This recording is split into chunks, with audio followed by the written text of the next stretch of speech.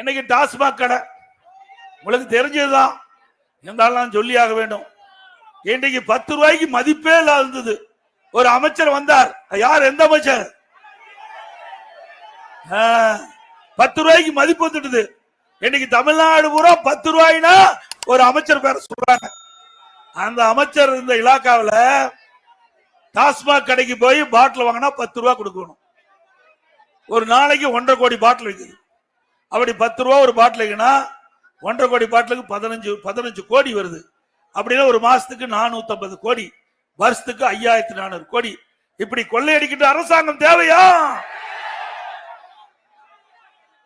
அது மட்டும் இல்ல, திமுக அமைச்சரவையில் இருந்த ஒரு அமைச்சர் சொல்லுகிறார், எல்லா வலைதளங்களிலும் பரவிச்சு, இன்னும் அதுக்கு பதில் கிடைக்கல. முதலமைச்சர் இருந்து திரு சபரீசன் அவர்களும் திரு உதயநிதி அவர்களும் 30,000 கோடி கையில வைத்துக் கொண்டு திணறிக் கொண்டு இருப்பதாக ஒரு செய்தி வெளியிட்டார். யாரு? திமுக அமைச்சரவை ஒரு அமைச்சர். இன்னும் அதுக்கு பதிலே வரல. அப்படின்னா ஊழல் நடந்து உண்மைதானே? மக்கள் சொல்லல, எதிர்கட்சி சொல்லல, திமுக அமைச்சரவையில் இடம்பெற்றிருந்த ஒரு அமைச்சரே இப்படிப்பட்ட ஒரு குற்றச்சாட்டை சொல்லி இருக்கிறார். இப்படிப்பட்ட ஊழல் அரசாங்கம் தேவையா?